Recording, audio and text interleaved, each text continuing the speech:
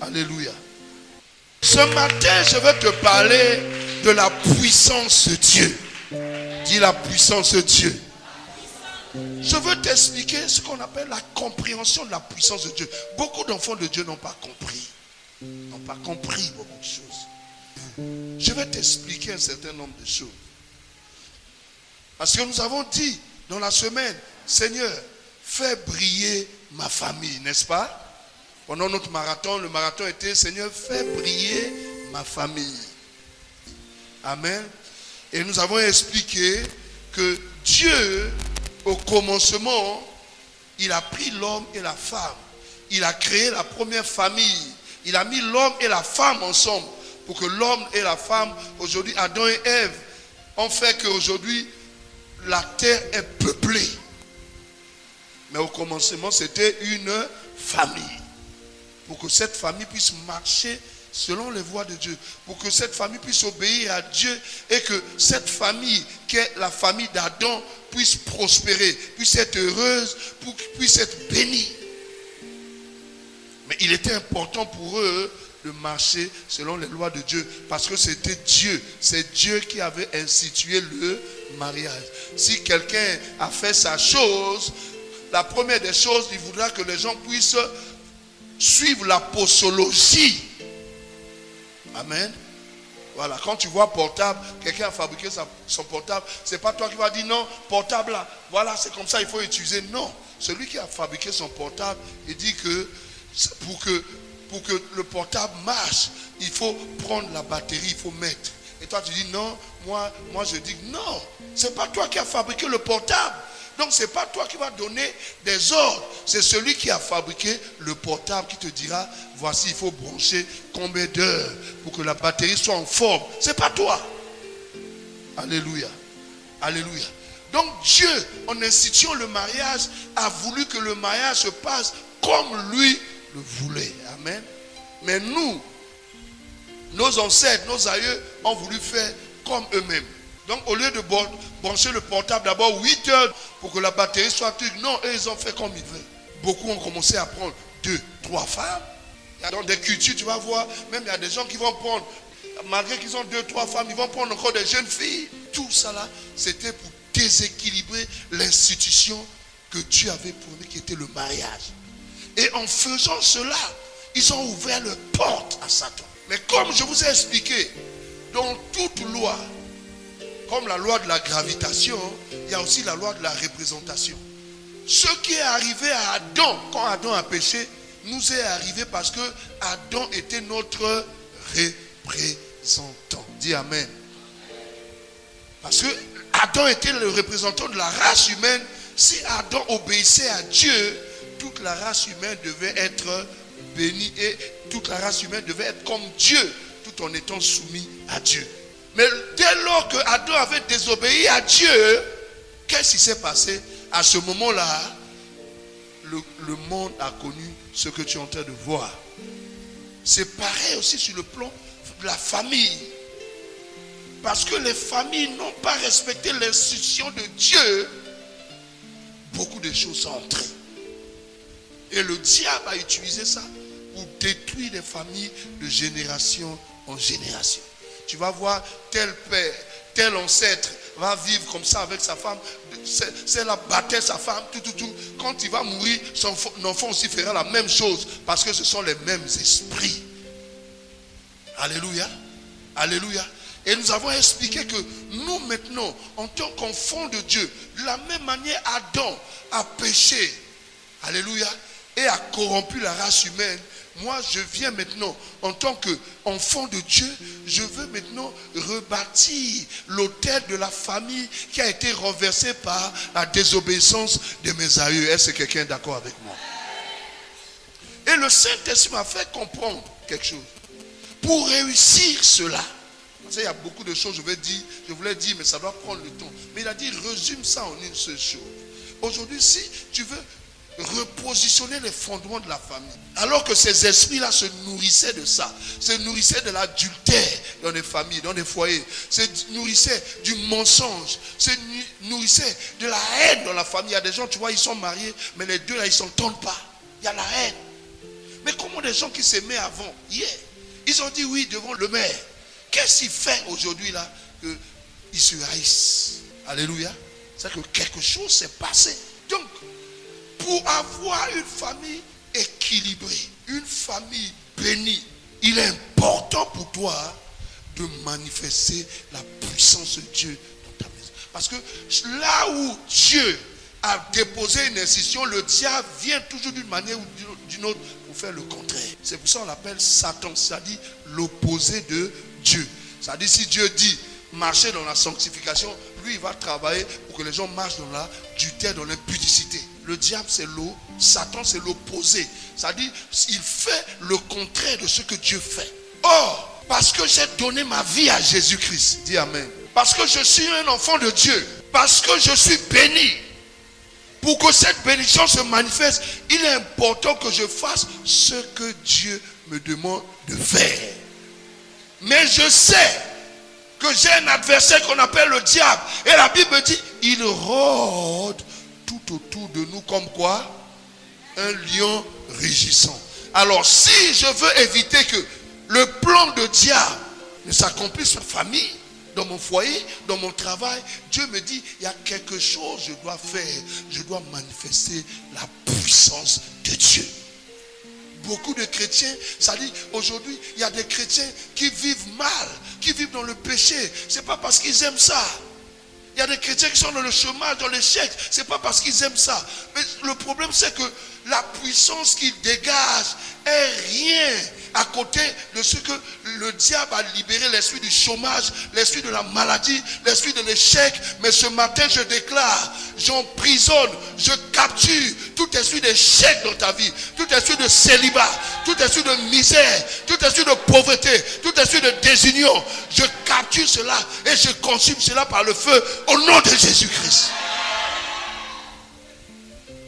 La raison pour laquelle tu vois les gens divorcer, les gens se séparer, les foyers, les couples se battre, bien aimés, c'est pas parce qu'ils ne s'aiment pas, mais c'est parce que manifestant moins de puissance que Satan qui est l'opposé du mariage, l'opposé de Dieu. Eux ils sont faibles, ils viennent à l'église pour s'asseoir, ils regardent la veste du pasteur, ils regardent la chaussure du pasteur, ils regardent si le ventre du pasteur est sorti, ils regardent si le pasteur, les joues sont gonflées, ils regardent ça, ils regardent des massacres, ils ne veulent pas prendre la peine. Bien aimé, chaque fois que tu viens écouter un message, chaque fois que Dieu nous donne un thème, fais briller ma famille, quand tu as écouté, quand tu vas à la maison, tu te mets à genoux, un vrai enfant de Dieu, il se met à genoux, il dit, Seigneur, cette parole tu me l'as envoyée, change ma famille, fais briller ma famille, parce qu'il sait que c'est la parole que Dieu a envoyée. Il commence à prier, il pleure, il implore la miséricorde de Dieu, jusqu'à ce que le Saint-Esprit mette la paix dans son cœur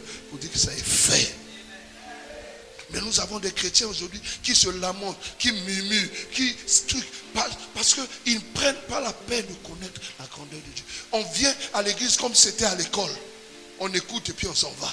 Mais ce que tu viens là, Dieu vient investir quelque chose en toi pour que quand tu vas repartir dans le monde, il sait que l'opposition est dehors, le Satan t'attend dehors, mais ce qu'il te donne, c'est pas comme une leçon que tu peux étudier ou pas. Mais ce qu'il te donne, c'est la vie qui va manifester la grandeur, la gloire, la puissance dans ta famille, pour que quand le diable, il dit quoi? Il dit que celui qui a bâti sa maison sur le sable, quand la tempête viendra, donc tu peux bâtir ta maison sur le sable comme tu peux bâtir ta maison sur le roc. Le roc, c'est la parole de Dieu. Le sable, c'est celui qui écoute et qui oublie, bien aimé. Donc quand la parole vient, parce que Dieu envoie la parole, parce qu'il sait que la tempête va venir. Est-ce que je parle à quelqu'un? Ce que tu viens écouter à l'église, c'est pas par hasard. Les messages que tu viens écouter, c'est pas par hasard. Dieu t'envoie ces paroles parce qu'il sait qu'il y aura la tempête. Il y aura la tempête dans tes affaires. Il y aura la tempête dans ta santé. Il y aura la tempête partout. Mais la parole qui vient, si tu l'écoutes, tu comprends, tu l'acceptes et tu commences à prier là-dessus, Dieu fera que quand la tempête viendra, ta maison ne sera pas secouée. Est-ce que je parle à quelqu'un? Je ne dois pas être un auditeur oublieux. Parce que quand je viens à l'église, je viens comme au garage. Dieu t'a envoyé dans sa maison. Ce n'est pas pour venir montrer ta sape. Ce n'est pas pour moi. Non. Dieu t'a envoyé à l'église parce qu'il sait que tu es malade. le monde t'a rendu malade et l'église est comme un garage. Mais quand tu viens au garage, tu prends ton cas au sérieux. Alléluia. Quand je viens à l'église, je prends mon cas au sérieux. Parce que si dans ma voiture, on met des pièces de la casse, des pièces bizarres, quand je vais marcher dans la circulation, ma voiture va je risque de tomber dans la lagune. Quand tu viens à l'église, Dieu te donne des pièces originales. Est-ce que je parle à quelqu'un? Cherche des pièces originales. Ne cherche pas la contrefaçon. Non. La contrefaçon, c'est quoi? Celui qui dit, ouais, le pasteur a dit, mais bon, ça va aller. Ça va pas aller. Dès que le message est sorti, tu prends ça au sérieux. Dès que le message est sorti, tu rentres, tu commences à pleurer. Parce que chaque message qui vient, c'est comme un habit qu'il est en train de te revêtir. Bien aimé, quand Jésus a demandé à son serviteur, bon, je vais dire, c'est Jésus, mais bon, la Bible dit que c'était un roi qui avait demandé à ce qu'on envoie les invités. Quand ils ont envoyé les invités ont dit non, moi j'ai mon bœuf, moi je vais me marier, j'ai ceci. Le chef de la maison s'est fâché. La Bible dit, il a dit, bon, allez ramasser les gens dehors. Allez ramasser les gens dehors qui viennent prendre la place, car ces invités que j'avais donné des cartes, ils ont été indignes. Ils sont allés ramasser les gens dehors et les gens sont venus. Ils se sont assis. Quand ils se sont assis, le maître de la maison arrive, il regarde quelqu'un. Il dit à la personne, mais toi, tout le monde est habillé, pourquoi toi tu n'es pas habillé? Le Saint-Esprit m'a fait comprendre, si cet habit-là, c'était comme une uniforme, toute l'église devait porter cet uniforme. Et si cet habit-là était physique, c'est-à-dire c'était uniforme parce qu'on n'a parlé qu'à ce monsieur, ça veut dire que c'est que les autres avaient le même habit. Si cet habit était uniforme, c'était physique. Alors quand le monsieur là était en train de rentrer, l'autre dit, non, ton habit là, c'est pas ça, il faut aller changer. Quelqu'un comprend ce que je veux dire? On te dit, non, mais regarde, on nous a dit, le pasteur nous a dit de nous habiller en rouge. Mais toi tu viens comme ça, avec ton habit truc. C'est parce que s'il est rentré sans que quelqu'un attire son attention, c'est parce que l'habit là est spirituel. Tu ne découvres pas l'habit là, c'est-à-dire quand tu rentres, mais l'habit là se révèle quand le maître est là. Oh mon Dieu, mon roi. Si l'habit là était physique, les amis devaient dire, tu es mal habillé, il faut aller te changer. Chaque fois que tu écoutes la parole, chaque fois que tu viens écouter, bien-aimé, Dieu te révèle de ses habits. Mais aujourd'hui, on ne peut pas savoir qui est nu, qui est habillé, tant que le maître n'est pas là. C'est quand le maître sera là, on saura qui a porté le bon habit, bien-aimé. C'est pour ça que quand tu viens à l'église, arrange-toi de ne pas changer des pièces de la casse. Prends des pièces originales. Oh mon Dieu, mon roi. Beaucoup de gens prennent des pièces que les gens ont déjà utilisées. Et ça fait que tu refais les mêmes erreurs. Tu commets les mêmes péchés. Tu n'es pas une photocopie. Tu n'es pas une pièce de la casse. Pour que tu as demandé qu'on te donne. Voilà, quand je ne peux pas payer original, donnez-moi. Non, tu es un original. Dis, je suis original. Parce que je suis la pièce originale. Ce que Dieu me dit, c'est ça que je fais. Alléluia. Matthieu 22, à partir du verset 23 jusqu'au verset 29. On y va. Matthieu 22, à partir du verset 23 au verset 29. La parole de Dieu est bénie ce matin. Le même jour, les Sadducéens qui disent qu'il n'y a point de résurrection vinrent auprès de Jésus et lui firent cette question. Maître, Moïse a dit, si quelqu'un meurt sans enfant, ses frères épousera sa veuve. Dis au nom de Jésus-Christ, je ne mourrai pas sans enfant. Dis ça avec foi au nom de Jésus-Christ. Je ne mourrai pas sans enfant. C'est pas ce que Dieu m'a dit. C'est pas ce que au nom puissant de Jésus-Christ. Au nom puissant de Jésus-Christ.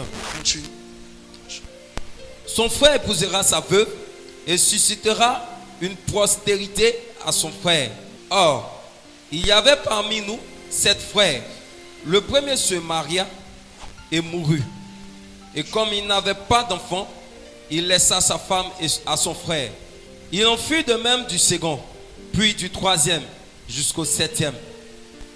Après eux tous, la femme mourut aussi.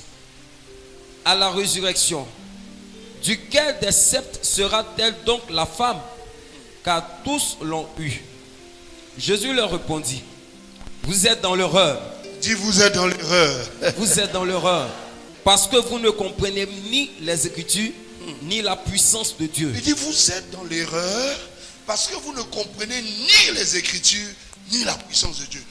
On a l'impression que connaître les Écritures et la puissance de Dieu, ce sont des choses qui sont liées pour que tout ce qui est adversité dans ma vie, dans mes finances, dans ma famille, soit neutralisé au nom de Jésus-Christ. Beaucoup de personnes sont bloquées par l'adversité parce qu'ils ne connaissent ni les Écritures. Parce qu'ils ne connaissent pas les Écritures, ils ne peuvent pas jouir, ils ne peuvent pas expérimenter la puissance de Dieu. Il dit, je vous le dis, dit notre Seigneur. Il dit, vous êtes dans l'erreur parce que vous ne comprenez ni les Écritures, ni la puissance de Dieu. Il n'a pas dit, vous ne connaissez pas. Tu peux connaître quelque chose, on peut connaître quelque chose sans comprendre cette chose. On peut connaître quelque chose, écris ça dans ta Bible. On peut connaître quelque chose sans comprendre. On peut connaître quelque chose sans comprendre la chose. Et c'est ça le drame de l'église. Beaucoup disent, je connais Jésus. Je connais Jésus. Mais beaucoup de gens, ils disent, ils connaissent Jésus, mais ils ne comprennent pas comment ça marche. Comment il fonctionne. Et parce qu'ils ne savent pas, ils ne peuvent pas jouir la puissance que dégage le nom de Jésus-Christ. Ils connaissent, mais ils ne comprennent ni les Écritures, ni la puissance de Dieu. Alléluia. Donc, bien-aimés, si nous voulons dominer dans notre environnement, si nous voulons faire que le mauvais héritage que nos aïeux ont laissé, qui influence négativement notre élévation, notre bénédiction, la gloire de Dieu sur notre vie, il est important, bien aimé, que nous puissions comprendre les Écritures et la puissance de Dieu. Alléluia. Alléluia. Il faut comprendre la puissance de Dieu. Il faut comprendre comment cette puissance est générée. C'est important. Tu es dans l'église depuis 10 ans, mais c'est toujours toi, on vient attraper le coup. La nuit, tu ne peux pas dormir. Marie de nuit vient, il se multiplie, ils sont même 15. Pourtant, tu es à l'église. Pourtant, tu cries le nom de Jésus. Tu le connais, mais tu n'as pas encore compris comment il fonctionne. Tu méprises ses lois et ses ordonnances. Ça fait que la puissance ne peut pas se dégager, ne peut pas se manifester dans ta vie et dans tes circonstances. Donc, il est important de connaître comment la puissance est générée. Comment la puissance est administrée, comment la puissance de Dieu est utilisée pour obtenir des résultats. Je répète, il est important de savoir comment la puissance de Dieu est générée, comment la puissance de Dieu est administrée, comment la puissance de Dieu est utilisée pour obtenir des résultats. Parce que le christianisme, sans résultat, n'a pas de différence avec la religion.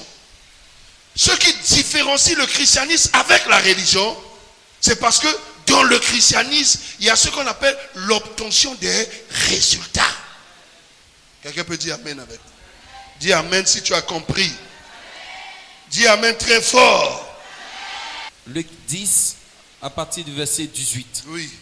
Jésus leur dit, je voyais Satan. Il dit, je voyais Satan tomber. Bien aimé, partout où on parle de puissance, le diable n'est pas loin. Partout Dieu dit que j'ai donné la puissance, tu vas voir, il y a toujours Satan à côté. La puissance de Dieu n'est pas donnée pour frimer. J'ai la puissance, il y a la puissance, et puis tu vois, tu te promènes, et puis dans la rue, il y a des gens qui se promènent. Non, la puissance de Dieu est donnée pour obtenir des résultats. La puissance de Dieu est donnée dans un cadre spécifique. Quand tu prends la puissance pour aller faire des spectacles, pour aller faire ceci, tu fais tomber les gens et puis il n'y a pas de résultat. Il y a des gens qui tombent, ils se relèvent, ils sont les mêmes personnes, ils font un tombe. Non, la puissance de Dieu est donnée pour que les malades soient guéris Les aveugles voient, les sourds entendent, la bonne nouvelle est prêchée. Et quand la gloire de Dieu est manifestée dans l'église, dans un cas, le cas c'est l'église, pour que ces personnes qui ont été restaurées, libérées, aillent témoigner que Jésus est mort et ressuscité. Pour que ceux-là aussi puissent donner leur vie à Jésus. Ce n'est pas pour le spectacle. Alléluia. Continue. Jésus leur dit, je voyais Satan tomber du ciel comme un éclair. Répète après moi. Je voyais Satan tomber. Je voyais Satan tomber. Répète encore. Je voyais Satan tomber. Je t'entends pas. Je voyais Satan tomber. Dans ma famille, je voyais Satan tomber. Dans ma famille, je voyais Satan tomber. Dans mon foyer, je vois Satan tomber. Dans mon foyer, je vois Satan tomber. Dans mes finances, je vois Satan tomber. Dans mes finances, je vois Satan tomber. Le monde où nous vivons, c'est-à-dire, l'enjeu dans ce monde, c'est une affaire puissance contre puissance. Quand tu vois quelqu'un entrer dans les liens sacrés du mariage, c'est parce que cette personne a vaincu l'esprit du célibat avec et après avoir vaincu l'esprit du célibat, l'esprit du mariage a pris position dans sa vie. Chaque victoire, chaque témoignage que tu reçois, le témoignage là vient parce que Satan a été vaincu. Quelqu'un peut dire amen avec moi. C'est pour ça qu'il est important, enfant de Dieu, que tu recherches la puissance de Dieu. Il est important que tu recherches la puissance de Dieu dans ta vie. Il est important que tu recherches la puissance de Dieu dans ce que tu fais. Il est important que tu recherches la puissance de Dieu dans ton foyer, dans ton travail, partout. Parce que ce monde-là, c'est une question de puissance. Quand Jésus a commencé à guérir, ils sont venus vers lui. Il dit, mais c'est par quelle autorité tu fais ces choses? C'est par quelle puissance? Parce qu'ils savent que les choses n'arrivent pas comme ça. Pour que les choses arrivent, il faut avoir une autorité supérieure. Et tu l'as ce matin au nom de Jésus-Christ. Je dis tu l'as ce matin au nom de Jésus-Christ. Je dis tu l'as ce matin au nom de Jésus-Christ. Il dit je voyais Satan tomber. Et je prophétise dans le nom de Jésus-Christ. Le diable est tombé dans cette église. Le diable est tombé dans ta vie. Le diable est tombé en cette année. Ses œuvres sont tombées. Je dis tu iras loin. Tu vas prospérer. Tu verras sa gloire. Toute personne qui voudra se lever contre toi, il trouvera ton Dieu devant. Il trouvera ton Dieu devant. Tout ce que je n'ai pas, c'est parce que j'ai libéré peu de puissance par rapport au diable. Tout ce que Dieu m'a promis, tout ce que je ressens dans mon cœur, que je n'ai pas encore vu, Dieu veut simplement me dire, la puissance que tu libères est faible par rapport à la puissance que Satan libère. Sinon, il ne pouvait pas dire, tout est accompli. Alléluia. S'il a dit tout est accompli, parce qu'il nous a donné la puissance nécessaire, quelqu'un peut dire amen avec moi. Quelqu'un peut dire amen avec moi. Il ne peut pas dire tout est accompli s'il n'a pas tout fait pour que tout soit accompli. Il a dit tout est accompli parce qu'il nous a donné la puissance qui est au-dessus de Satan. Dis j'ai la puissance qui est au-dessus de Satan. Dis j'ai le pouvoir. Dis j'ai la puissance qui est au-dessus de Satan. Tout ce que le diable voudra faire dans ma vie par la compréhension des Écritures et de la puissance de Dieu, j'arrête cela au nom de Jésus-Christ. J'arrête cela au nom de Jésus-Christ. J'arrête cela au nom de Jésus-Christ. Il dit, vous ne comprenez ni les Écritures, ni la puissance de Dieu. Je prophétise ce matin, la vie de quelqu'un change. Parce que Dieu t'envoie la parole et tu saisis la révélation de la parole, ta vie change dans le nom de Jésus. Ta vie change dans le nom de Jésus. Je dis ta vie change dans le nom de Jésus. Ta vie change dans le nom de Jésus-Christ. Ta destinée change dans le nom de Jésus-Christ. Les gens ne vont pas te reconnaître cette année. Les gens ne te reconnaîtront pas cette année. Les gens se demanderont si c'est toi ou c'est pas toi. Parce que tu dégages une puissance au-dessus de l'adversité. Dis je suis un héros. Dis je suis un champion. L'Esprit du Seigneur sur moi. Il m'a oint. Au nom de Jésus-Christ. Je suis oint. Sinon il ne pouvait pas dire tout est accompli. S'il disait tout est accompli, alors que tu vis dans la misère, tu vis dans le célibat, tu vis dans l'échec, ça veut dire que Dieu est un menteur. Il a dit tout est accompli, mais parce qu'il a pris le soin de nous donner la puissance au-dessus de Satan. Parce qu'il sait que tout notre problème sur cette terre sera soit le fait qu'on n'a pas compris les Écritures, mais parce qu'on a été lié par le diable. Lié par le diable. Mais tout ce qui est échec, tout ce qui est misère, tout ce qui est blocage, tout ce qui est mauvais dans ta vie est lié à Satan. Quelqu'un peut dire amen, amen. Parce que celui qui a corrompu le monde, c'est le diable. Ton problème n'est pas physique. Il y a un tel. C'est un tel qui fait ça. Non, c'est l'ignorance. Ton problème est spirituel. Parce que celui qui a envoyé le péché dans le monde est un esprit. Comment celui qui a envoyé le problème dans le monde est un esprit et toi tu veux t'attaquer à tel? Il dit notre lutte n'est pas contre et le sang. Notre lutte, la lutte par rapport à ma vie sentimentale, la lutte par rapport à mon mariage, la lutte par rapport à mon examen que je peux avoir, la lutte par rapport à mon travail que je cherche depuis, n'est pas contre la chair et le sang. Je n'ai pas de problème avec les hommes. Je n'ai pas de problème avec ma belle-mère. Je n'ai pas de problème avec mon beau-père. Je n'ai pas de problème avec ma belle-sœur. Non, ma lutte n'est pas contre la chair et le sang. Mais ma lutte est contre les principautés, les puissances et dominations. C'est à eux que j'ai affaire. Alors si je vais les combattre pour qu'ils libèrent mon mariage, pour qu'ils libèrent mon travail, il est important pour moi que je dégage la puissance. Dis je dégage. Dis je dégage la puissance. Je répète encore, je dégage la puissance. Dis je dégage encore la puissance. C'est pour ça que tu ne dois pas dormir quand tu n'as pas encore vu la lumière de ton mariage briller. Tu n'as pas encore vu la lumière de ta promotion briller. Tu n'as pas encore vu la lumière de ta guérison se manifester. Tu n'as pas le droit de dormir. Est-ce que je parle à quelqu'un? Est-ce que je parle à quelqu'un? Est-ce que je parle à quelqu'un? Il dit je voyais Satan tomber. Si Satan est tombé, ta maladie est tombée. Ta pauvreté est tombée. Ton échec est tombé. Ton célibat est tombé. C'est ça le problème. Il faut comprendre les Écritures. Il faut comprendre. Remarquez, tous ceux qui ont compris les Écritures, bien aimés, regardez, même quand ils vivent des moments difficiles, regardez leur réaction. Regarde la réaction de Daniel. Mais on va te jeter dans la gueule du lion. Mais Daniel, tu ne réagis pas. Tu n'as pas peur. Pourquoi Daniel, tu n'as pas peur? Toute personne a peur de lion. Pourquoi toi, tu n'as pas peur? Il connaissait les Écritures et il connaissait la puissance de ce Dieu. Il dit, mais si ce Dieu-là n'a pas dit au lion de me bouffer, le lion ne me bouffera pas. Je déclare au nom de Jésus-Christ, tout lion qu'on a programmé dans cette nouvelle année pour bouffer ta vie, pour bouffer ton intelligence, pour bouffer ton mariage, au nom de Jésus-Christ, ces lions-là seront bouffés par le lion de la tribu de Juda. Par le lion de la tribu de Juda. Acclame Jésus. Il dit, vous connaîtrez la vérité. La vérité vous affranchira. Il dit, le problème c'est parce que nous ne comprenons ni les Écritures, ni la puissance de Dieu. Si tu comprends les Écritures, l'opposition qui est dans ta vie se changera en soumission. L'opposition qui est venue, si tu comprends les Écritures et la puissance de son Dieu, ça va se changer.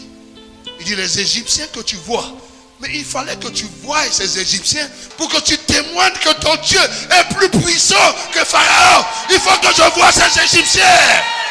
Il dit, les Égyptiens que tu vois, tu ne les verras plus jamais. Mais toi, quand tu vois la maladie, maman n'a couffé, papa n'a couffé, papa n'a couffé, maman. Non, au coufité, tu n'es pas mort. Mais il faut que tu voies les Égyptiens pour que quand Dieu va engloutir les Égyptiens, que tu puisses témoigner, j'ai vu. Si tu n'as pas vu les Égyptiens, tu ne peux pas témoigner que ton Dieu est plus fort que les Égyptiens. Celui qui connaît Dieu, pendant que le peuple d'Israël tremblait. Mais Moïse, il connaissait Dieu, il était calme. Je déclare au nom de Jésus, le calme dans ta vie. Je déclare le calme dans ta vie. Même si ton foyer est sens dessus, sens dessous, je déclare le calme. Je prophétise le calme. Je prophétise le calme dans ton foyer. Je prophétise le calme au travail. Le calme dans tes finances. Le calme au nom de Jésus-Christ. Il dit, les Égyptiens que vous voyez, vous ne les verrez plus jamais.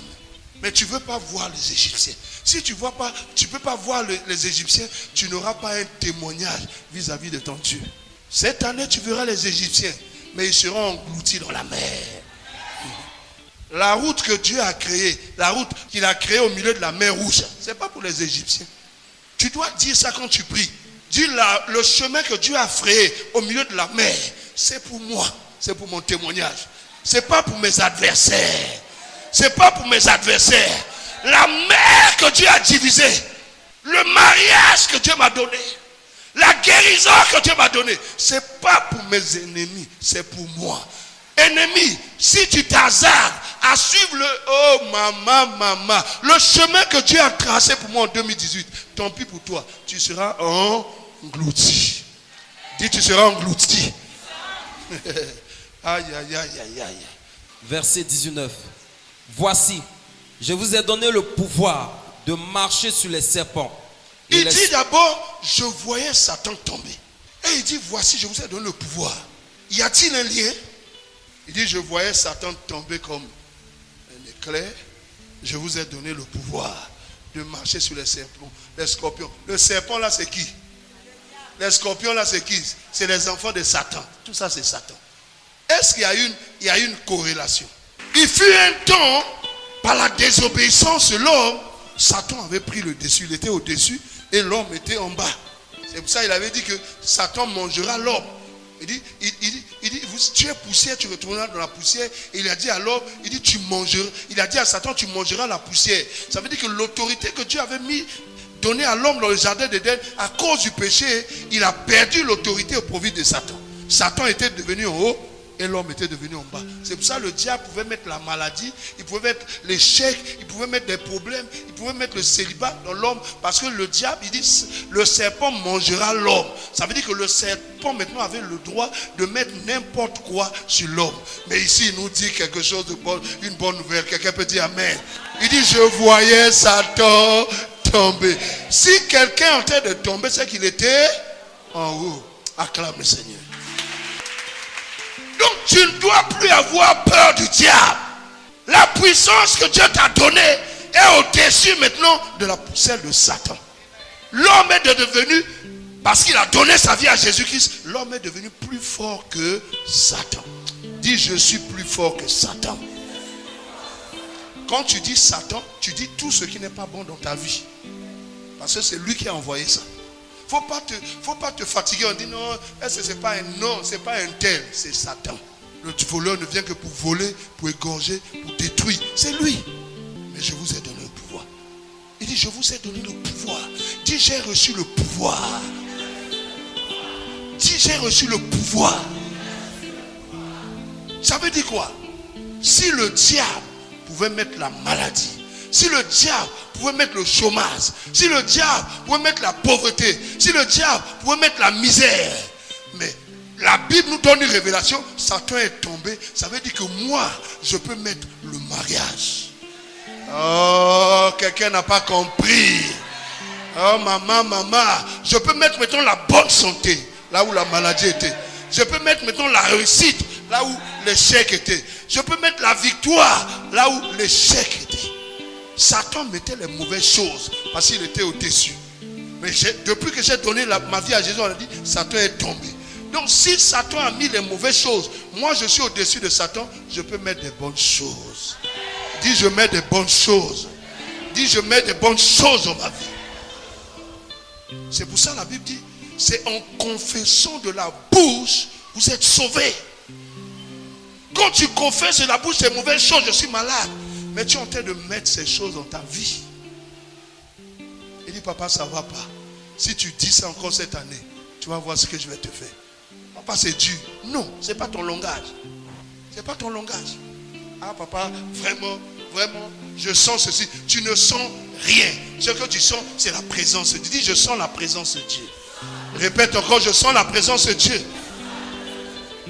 Il y a des gens qui pensent que c'est de l'humilité quand ils disent ça ne va pas. Non. Je n'ai rien. Ce n'est pas l'humilité. C'est une usurpation d'identité. Ton identité, ça va. Tout va bien. Ça, c'est le langage des gens qui ont la puissance. Mais qu'est-ce qui ne va pas? Tu sors, tu t'en vas où?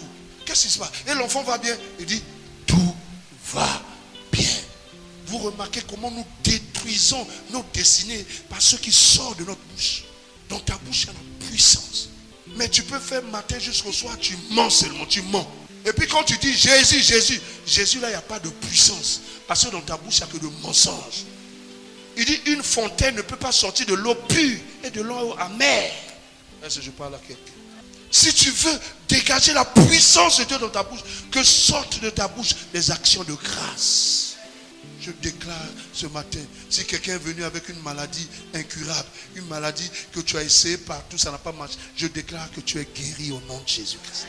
Tu es guéri au nom de Jésus-Christ. Tu es guéri au nom de Jésus-Christ.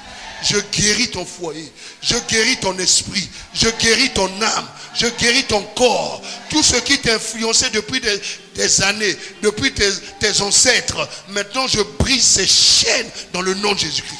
Je déclare que les chaînes sont brisées dans le nom de Jésus-Christ. C'est en confessant de la bouche que ta vie change. La femme a dit, tout va bien. Dis encore, tout va bien. Toi, tu penses que c'est parce que tu vas faire pitié que les gens vont dire, oh Yako, Yako. Yako là peut te soigner.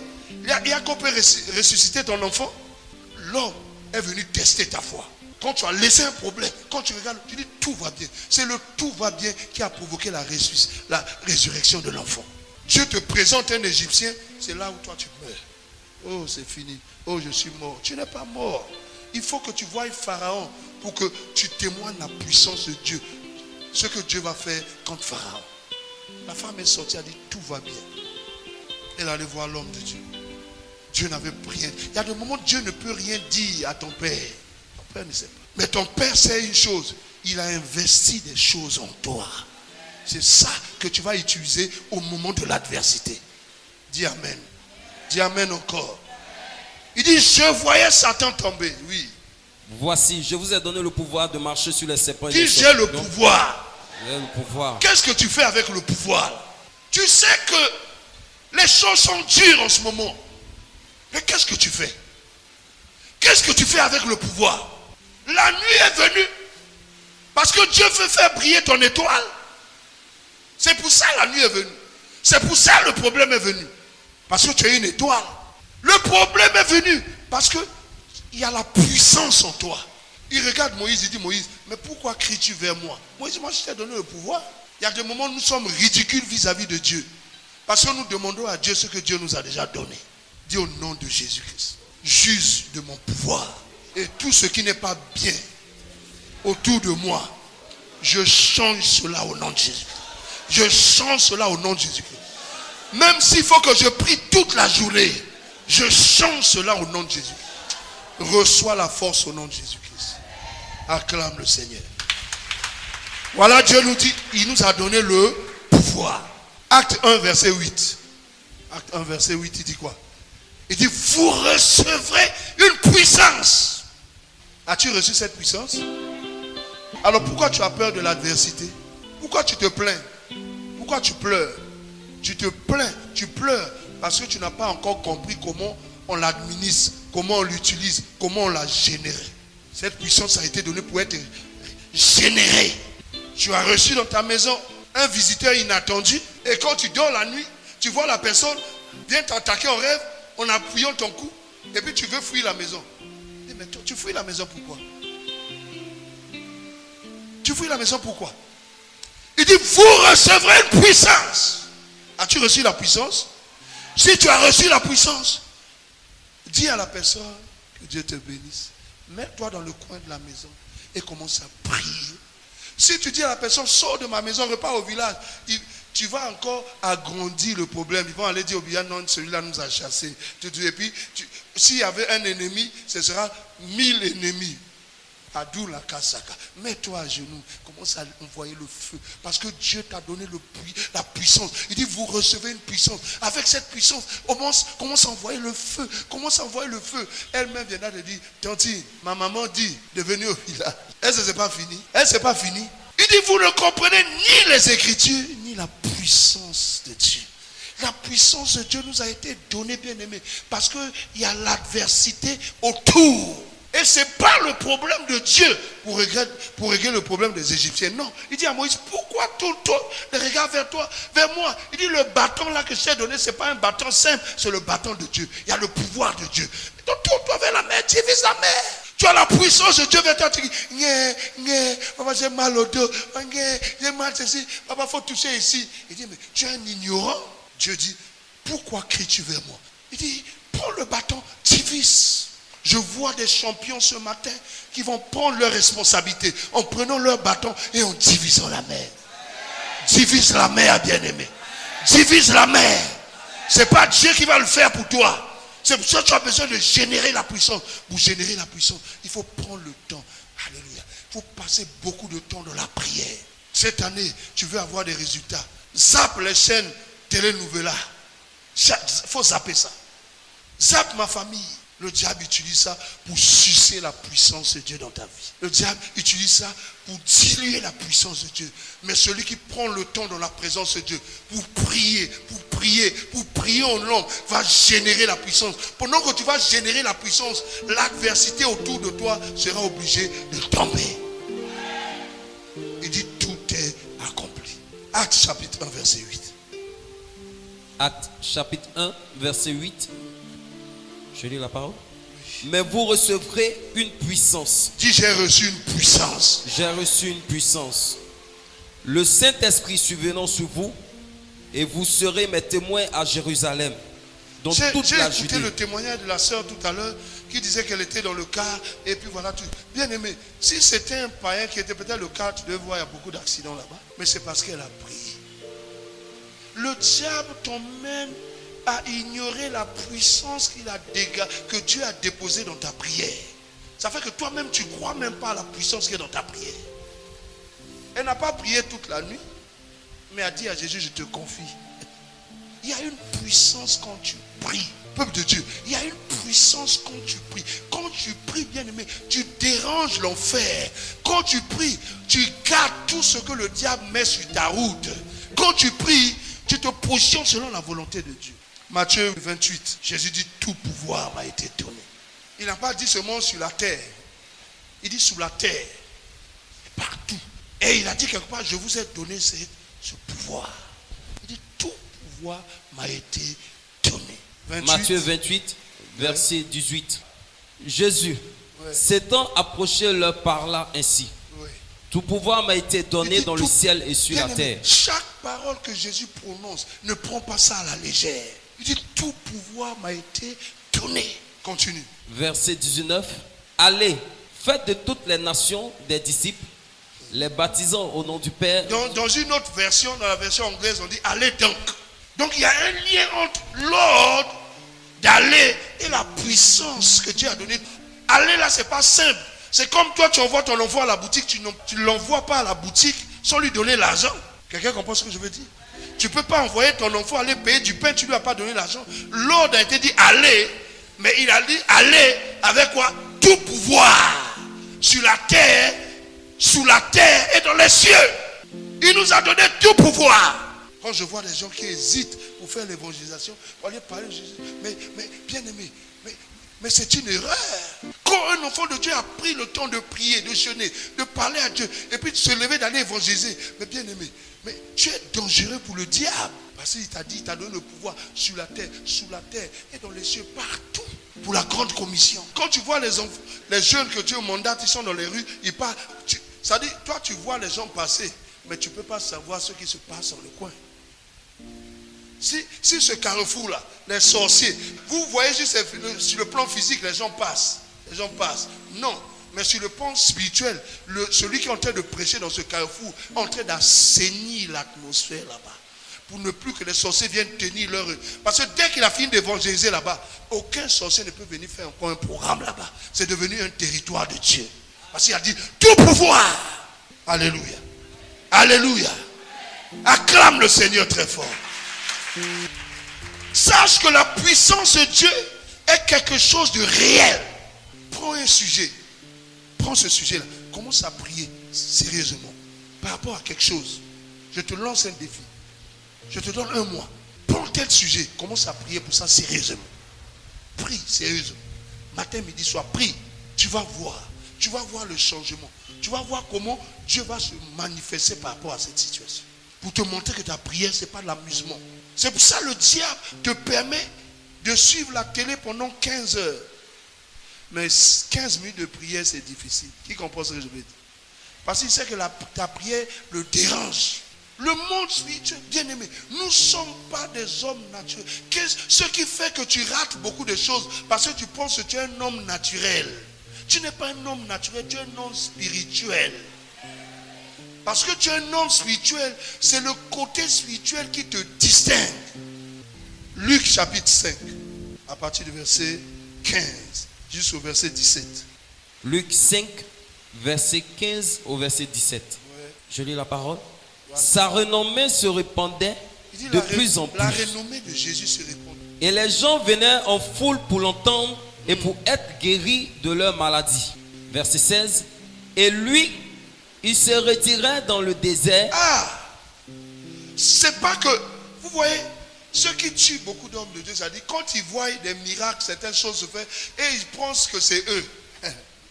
Si tu veux que ce que Dieu a fait hier il continue à le faire, il faut savoir rendre toute la gloire à Dieu. Bien que ces choses, sa renommée, il se retirait dans le désert. Chaque enfant de Dieu qui a des défis cette année, tu dois avoir des temps où tu vas te retirer dans la présence de Dieu. Où tu dois te mettre dans la présence de Dieu. Les victoires ne sont jamais le fruit du hasard. C'est pour ça que tout champion ne se révèle pas sur le terrain du match, mais tout champion se révèle sur le terrain d'entraînement. Toi, tu veux gagner le jour du match alors que tu ne t'es pas entraîné. Mais tu es un menteur. Hier, tu as menti, tu as péché, tu as fait. Et puis tu viens dire, je suis vainqueur, Dieu m'a béni, je suis plus que vainqueur, Dieu a fait ceci. Mais tu es un menteur. Qu'est-ce que tu as fait à l'entraînement? Bien aimé, tu veux gagner, tu ne t'entraînes pas. Tu ne lis pas la Bible. Tu ne médites pas la parole. Comment tu vas gagner?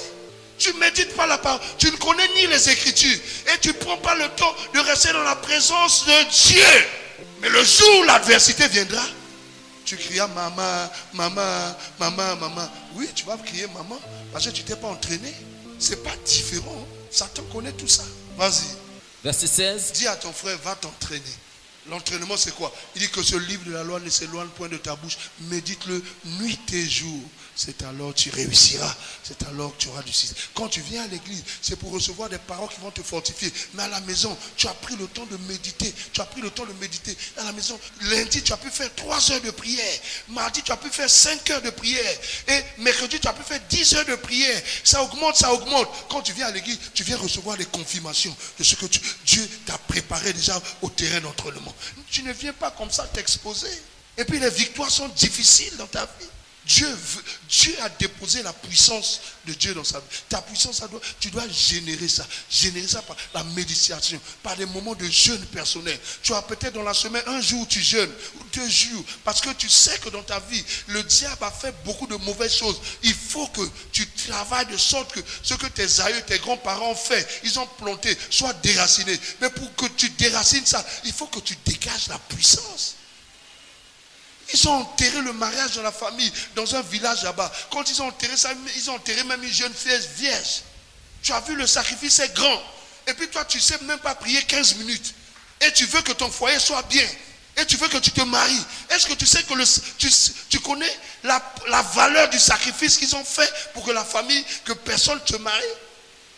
Tu n'arrives pas à prier 15 minutes et tu dis non, ça ne va pas. Mais qu'est-ce que tu fais? Est-ce que tu sais ce que le diable a fait pour que ça ne marche pas? Toi, tu dois faire plus que ce que le diable a fait pour que ça marche. Dis amen. Oh, est-ce que je parle à quelqu'un? Est-ce que je parle à quelqu'un? C'est comme ça les victoires arrivent dans notre vie. Quelqu'un d'accord avec moi? Tu es béni ce matin? Est-ce que tu es béni? Continue César. Et lui, il se retirait dans les déserts et priait. Verset 17. Un jour, Jésus enseignait. Des pharisiens et des docteurs de la loi étaient là assis. Ok. Venus de tous les villages de la Galilée, de la Judée et de Jérusalem. Et la puissance du Seigneur se manifestait par des guérisons. Il dit, la puissance de Dieu était là. Les pharisiens étaient là. La puissance de Dieu était là. Elle se manifestait par des guérisons. Et je t'annonce ce matin, la puissance de Dieu aussi est là. Et elle se manifeste si tu veux. Tu es guéri au nom de Jésus-Christ. Alléluia. La Bible dit la puissance de Dieu était là. Parce que la Bible dit là où 2 ou 3 sont réunis en mon nom, je suis là. Que Dieu te donne le désir de ton cœur au nom de Jésus-Christ. Reçois le désir de ton cœur. Nous allons voir une preuve de la manifestation de la puissance de Dieu et puis on va partir. Jean 11. Je vais te montrer quelque chose. À partir du verset 1. Jean 11, à partir du verset 1. Il y avait un homme malade, Lazare, de Béthanie, c'est ça. Village de Marie et de Marthe, sa sœur. C'est ça. Verset 2. C'était cette Marie qui oignit de parfum le Seigneur et qui lui essuya les pieds avec ses cheveux. C'est ça. Et c'était son frère Lazare qui était malade. Les sœurs envoyèrent dire à Jésus. Verset 3, c'est ça? Verset 3. Ouais. Les sœurs envoyèrent dire à Jésus, Seigneur, voici, celui que tu aimes est malade. Répète avec moi. Seigneur. Seigneur. Voici celui que tu aimes. Voici celui que tu aimes. Dieu n'a pas seulement aimé Lazare, mais Dieu t'a aussi aimé. Il dit dans Jean 3, 16. Il dit Dieu a tant aimé le. Ce qu'il va faire pour Lazare, il va le faire aussi pour toi. Il dit que voici celui que tu aimes est malade. Ce matin, Dieu, cette parole-là s'adresse à toi. Parce que tu es un bien-aimé de Dieu. La maladie sur le plan sentimental, sur le plan prophétique qui te fatigue, Jésus est venu pour te guérir au nom de Jésus. Que ton amène soit comme un cachet à cette parole. Il dit, voici celui que tu aimes est malade. Verset 5. Or, Jésus aimait Marthe et sa sœur et Lazare. Verset 6.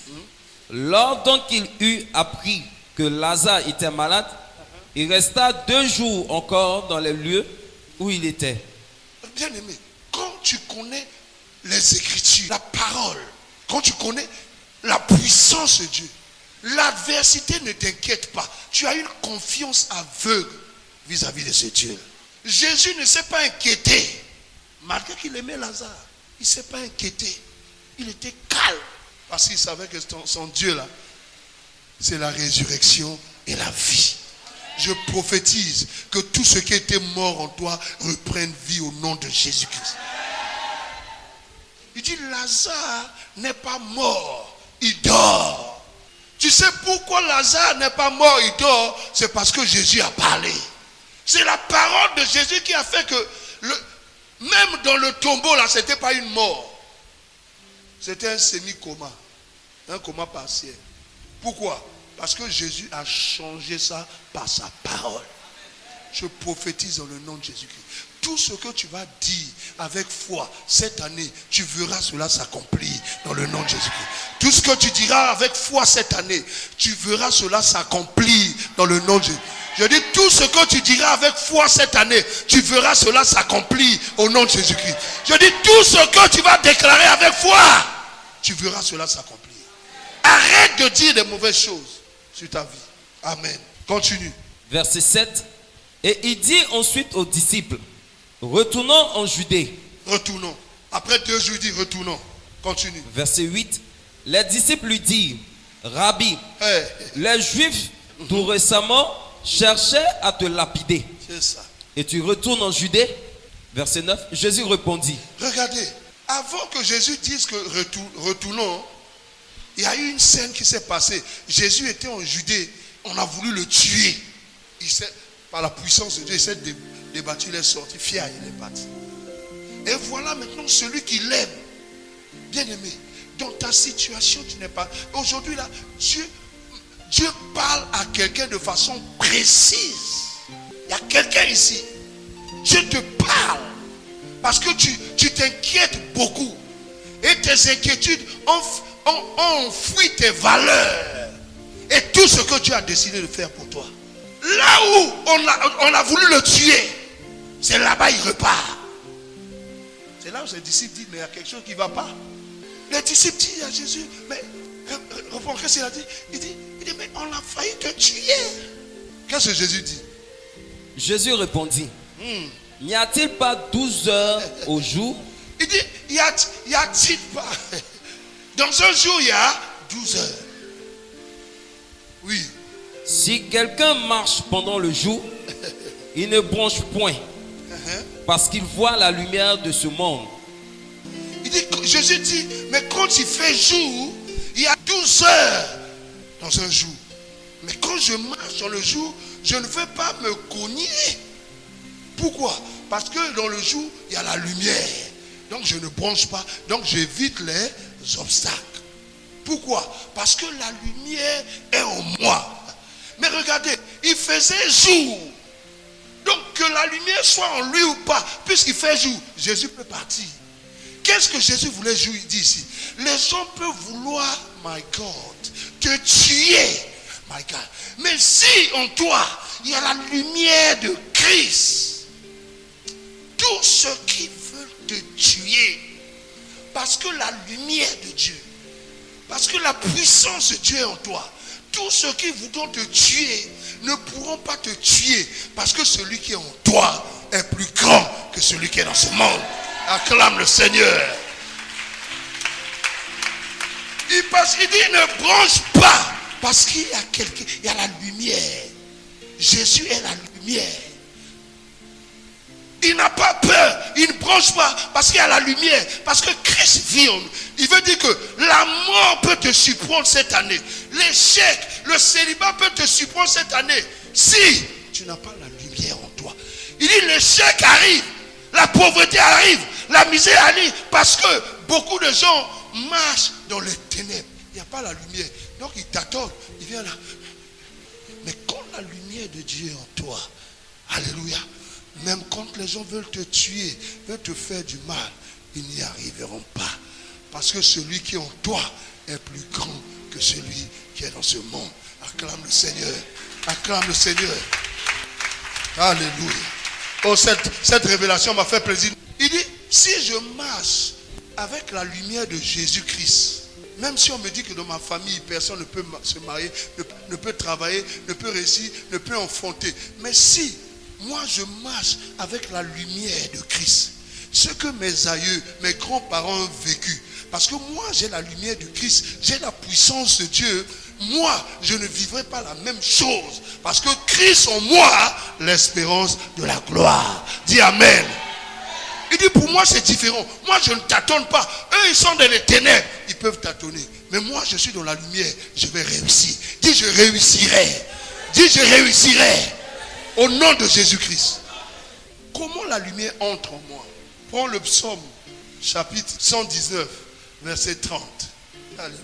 Comment la lumière entre en moi? Pour que je ne puisse pas tâtonner. Pour ne pas que les sorciers qui veulent me bouffer puissent m'avoir.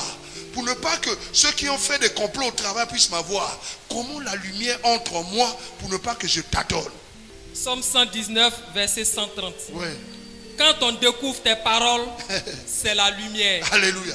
Donc, quand il dit que celui qui a la lumière ne branche pas, ça veut dire que celui qui a la lumière, les complots qu'on va faire contre toi, contre ton travail, contre ta santé, ça ne pourra pas t'arriver. Tu vas éviter ça parce que la lumière de Jésus éclaire ta vie. Mais comment j'ai la lumière? Il dit quoi? L'entrée de ta parole. Oh my God. Quand la parole de Dieu entre, tu écoutes la parole. La parole entre dans ton esprit. Qu'est-ce que la parole fait? La parole apporte la lumière à ton esprit. C'est ce qu'il dit là. L'entrée de ta parole fait quoi? Apporte la lumière. L'entrée de ta parole, quand on découvre tes paroles, quand on découvre la parole de Dieu, c'est la lumière. C'est la lumière. Donc bien aimé, Dieu t'envoie à l'église parce qu'il veut te sortir du célibat, de la misère, de la pauvreté. Parce que le diable qui a fait ça n'est pas visible.